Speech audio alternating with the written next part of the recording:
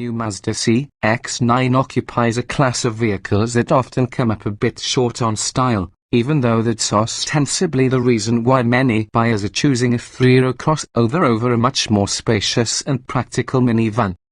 The need for passenger and cargo space tend to drive bodyside sheet metal that's more upright and a roofline that plunges less dramatically, if much at all. And these competing priorities tend to water down the elegance of these vehicles, where functionality is so mission-critical. Upscale style, that's where the CX-9 sets itself apart. It's the Karl Lagerfeld of a mom jeans segment. Redone from bumper to bumper, the CX-9 borrows some cues from the CX-5 but also seemingly cribs a few styling flourishes from the Infiniti QX70. The CX-9 looks fantastic, especially on the optional 20-inch wheels. Covered in the eerie glow of machine grey paint, it looks expensive enough to wear a luxury brand badge. Infiniti's 3-row QX60 and Acura's MDX look bland by comparison. It's the same story inside. Material quality is excellent throughout.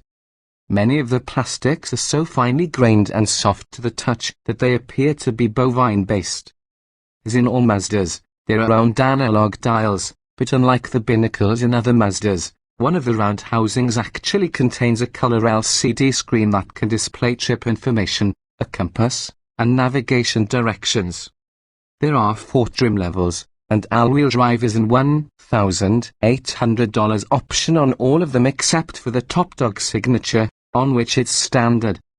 At the bottom is the Sport $32,420, which comes with LED headlights and taillights, cloth seats, 18-inch wheels, a backup camera, and Mazda's 7.0-inch touchscreen infotainment system with a knob controller just in front of the center armrest. Mazda, like Audi, is smart enough to put the volume knob next to the controller. Moving up to touring $36,870 brings leather seats, blind spot monitoring, rear cross-traffic alert, power front seats, a power liftgate, an auto-dimming rear view mirror, and an 8.0-inch touchscreen. A premium package $1,745 adds a 12-speaker Bose stereo, rain-sensing wipers, satellite radio, and a sunroof. The next rung up is the Grand Touring trim level $41,070, which brings 20-inch wheels, a head-up display, lane departure warning, lane keeping assist, adaptive cruise control with forward collision warning and automated emergency braking, automatic high beams, and aluminium interior trim. The top-spec Signature $44,915 dresses up the interior with rosewood accents in brick-colored Napoli the seats. On the outside, the Signature gets an LED-lit grille frame.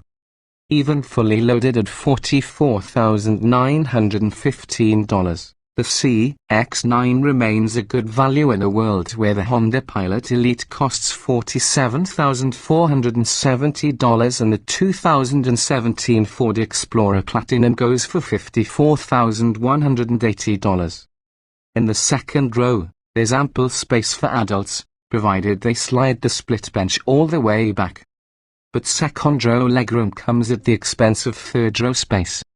The second row moves forward to allow for entry to the rear, but the Pilot, the Explorer, and the Toyota Highlander all make it easier.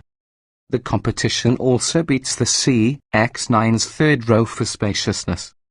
The Mazda's is pretty much only for kids, whereas the rear seats in the Highlander, Pilot, Explorer, Kia Sorento, and Hyundai Santa Fe work slightly better for adults.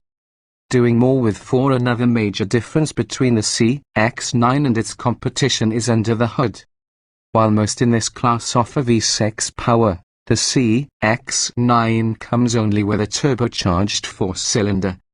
The engine displaces 2.5 liters and makes 250 horsepower on premium fuel and 227 horsepower on regular.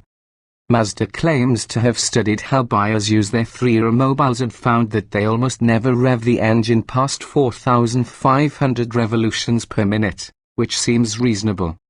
In the real world, These drivers spend most of their time at about 2,000 revolutions per minute. So, to provide punch where owners want it, the CX-9's engine makes 310 lb-ft of torque at 2,000 revolutions per minute regardless of octane. There's a nice shove from low revs, and it gives the big CX-9 the ability to squirt into holes in traffic. Keep the right pedal pinned, and the urge tapers off noticeably. It doesn't fall away as abruptly as does a turbodiesel, but there's a noticeable drop in pulling power as the engine spins to its upper reaches. To combat turbo lag, the engine has what Mazda calls the dynamic pressure turbo system that combines the advantages of variable vane and twin-scroll turbocharger technologies in one small part. There are 3 butterfly valves positioned in the exhaust manifold at the entrance to the turbocharger. Below 1,620 revolutions per minute, these valves are closed, forcing exhaust gases through restricted paths, thereby raising the pulsation energy of the exhaust, impacting the turbine wheel like a thumb over a water hose. At 1,620 revolutions per minute, when the exhaust volume is large enough, the valves open, and the turbo operates normally. Upstream of the 3 valves, the integral exhaust manifold joins the 2 inner cylinders in one branch and the 2 outer cylinders in another. This arrangement facilitates scavenging, the flow from one cylinder helping draw exhaust out of the other cylinder sharing that branch. Mazda's exhaust plumbing is quite effective at maximizing output while minimizing turbo lag. Throttle response is satisfyingly instant, even from a stop. Mazda's 4-cylinder is 132 pounds lighter than its predecessor's 3.7-litre V6. The company claims overall curb weight is down 269 pounds for front-drive models to 4,054 pounds and 258 pounds for all-wheel drive versions, 4,301 pounds, despite a heavier gauge floor pan, 53 pounds of sound insulation between the floor and the carpet, and double-paned front window glass. It's quiet inside, where road noise is faint and engine noise fainter. Efficiency torque. The downsized engine and lighter weight help boost TPA city highway fuel economy numbers from last year's 1,622 miles per gallon AWD and 1,724 front drive to 2,127 miles per gallon for all-wheel drive versions and 2,228 miles per gallon with front drive.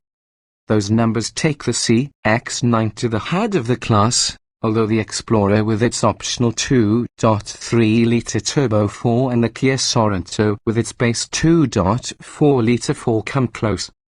In the interest of real-world fuel economy, Mazda also fits an exhaust gas recirculation EGR cooler to the engine, which helps reduce combustion temperatures without the usual method of squirting in additional fuel.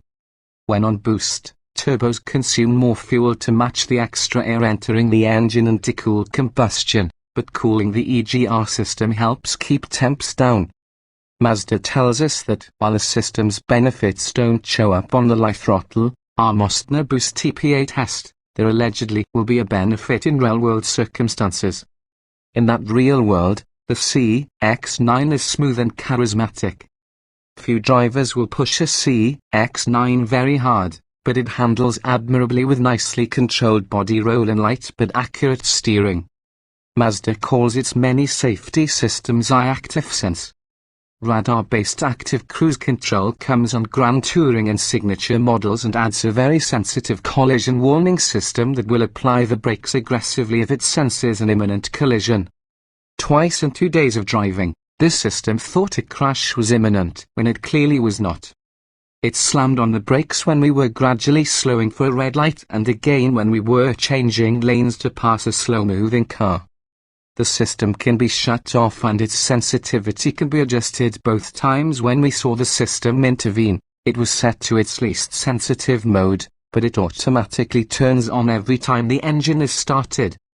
Such an overly active system seems glaringly out of phase with Mazda's driver-centric philosophy. Remember to turn off the jumpy collision warning system, and the CX-9 is an excellent 3-row crossover. It doesn't have the third row space of some competitors, but it is more stylish, promises to be more efficient, and is more entertaining and rewarding to drive than the rest of the 3-row herd.